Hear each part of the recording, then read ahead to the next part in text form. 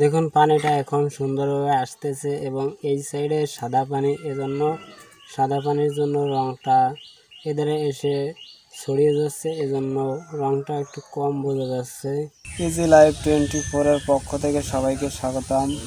আজকে আমি আপনাদেরকে দেখাবো কীভাবে ফ্রি এনার্জি তৈরি করতে হয়, অর্থাৎ কোনো প্রকার পাম্প ছাড়াই এক জায়গার পানি অন্য জায়গায় কীভাবে নেবেন সেটি দেখাবো। চলুন তাহলে ভিডিওটি শুরু করা যাক। ভিডিওটি শুরু করার আগে আপনার কাছে ছোট্ট একটু অনুরোধ, আমাদের চ্যানেলটি সাবস্ক্রাইব করুন। আমরা একটা পাইপ নিছি, এটি হচ্ছে 1 ইঞ্চির অর্ধেক অর্থাৎ হাফ ইঞ্চি সাইজের পাইপ, এবং একটা পাইপ নিছি একই সাইজ, সবগুলো পাইপের সাইজ একই, শুধু দৈর্ঘ্যের পার্থক্য। এবং ছোট 2 টুকরা পাইপ নিয়েছি এবং 2টা এলবো নিয়েছি। এখন আমরা 2টা চাবি তৈরি করব।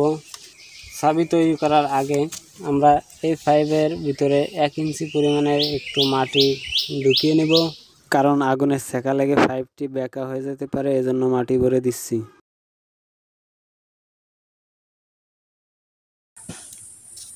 আমাদের একটি চাবি তৈরি করা হয়ে গেছে। এখন আমরা এই চাবিটির পিছন সাইড বন্ধ করে দেব।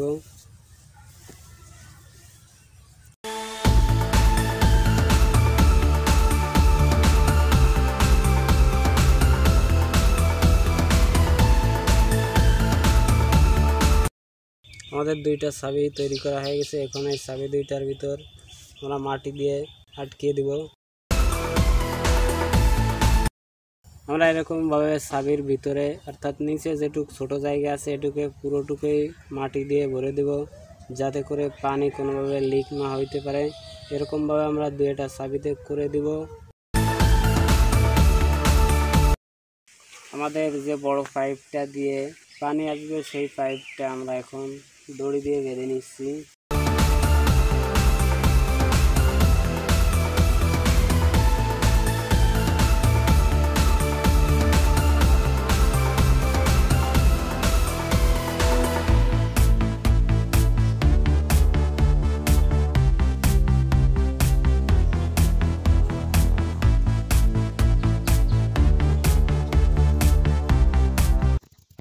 পাইপের ভিতরে যে মাটিটুকু ভরছিলাম ওই মাটিটুকু আমরা বের করে ফেলবো।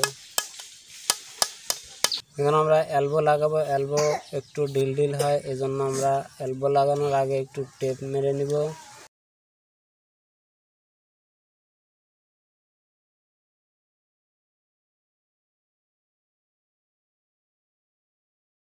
দেখুন আমাদের এখন এলবোটা খুবই শক্ত হয়েছে। এরকমভাবে আমরা যে কয়টা এলবো জয়েন্ট করা হবে সেই জায়গায় আমরা টেপ মেরে দেব, যাতে কোনো প্রকারের লিক না হতে পারে। আমাদের এই পাইপটার মাথায় টেপ লাগানো আছে, এজন্য আমরা টেপ লাগাচ্ছি না।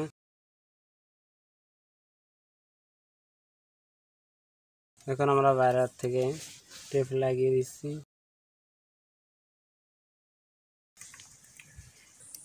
দেখুন আমাদের এক সাইডের পাইপ অর্থাৎ যে পাইপ দিয়ে পানি উঠে আসবে এই পাইপটা লাগানো হয়ে গেছে। এখন আমরা ওই সাইডের পাইপটা লাগাবো। তার আগে আমরা নিচে আমরা যে চাবিটা তৈরি করছিলাম নিচে সেই চাবিটা আগে লাগিয়ে নিব।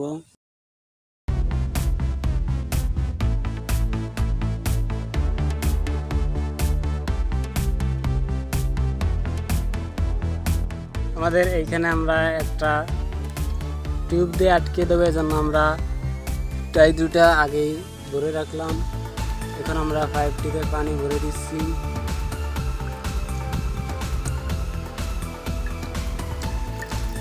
এখন আমাদের পাইপটায় পানি ভরে গেছে এবং আমাদের নিচে যে পাইপটি আছে এই পাইপটিতে এখন আমরা পানি ভরবো।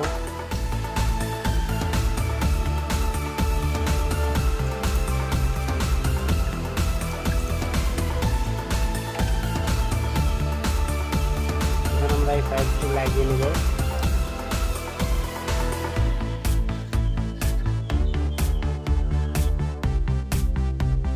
এখন আমরা এটিকে টিউব দিয়ে আটকে দেব, কারণ আমরা এই আঠা বা টেপ মারতেছি না, কারণ আমাদের যদি কখনো পাইপটি খোলার প্রয়োজন হয় সেই ক্ষেত্রে এখান থেকে খুলবো।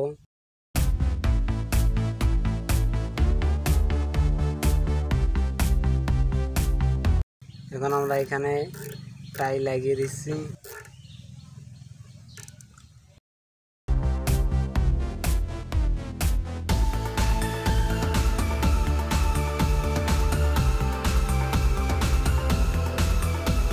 যে সাইড দিয়ে পানি যাবে আমরা এই সাইডে একটু রং দিয়ে দিচ্ছি, যাতে করে বোঝা যায় যে পানিটা যাচ্ছে কিনা।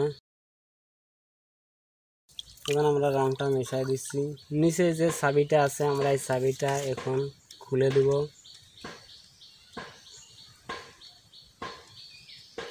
চাবি তো দেখা যায় না,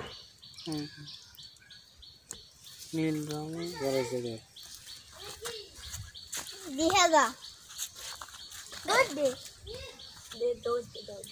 এখন আমরা আর যে বাকি যে চাবিটি আছে এই চাবিটি খুলে দেব।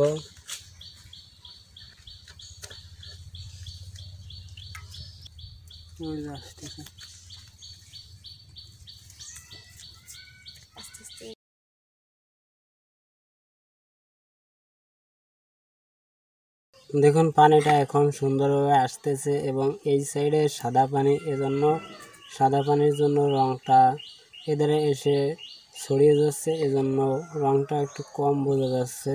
দেখুন এখানে লক্ষণীয় বিষয় হচ্ছে যে আমরা যে সাইড দিয়ে পানিটা ঢালছিলাম সেই সাইডটা একটু উঁচু রাখতে হবে, কারণ তা নাহলে পাইপের ভিতরে ফাঁকা থাকবে। এজন্য যে সাইড থেকে পানি ঢালা হবে সেই সাইড একটু উঁচু রাখতে হবে, এবং যখন পানি যে সাইডে বেশি থাকবে তখন বেশি সাইড থেকে কম সাইডে যাবে, এবং আবার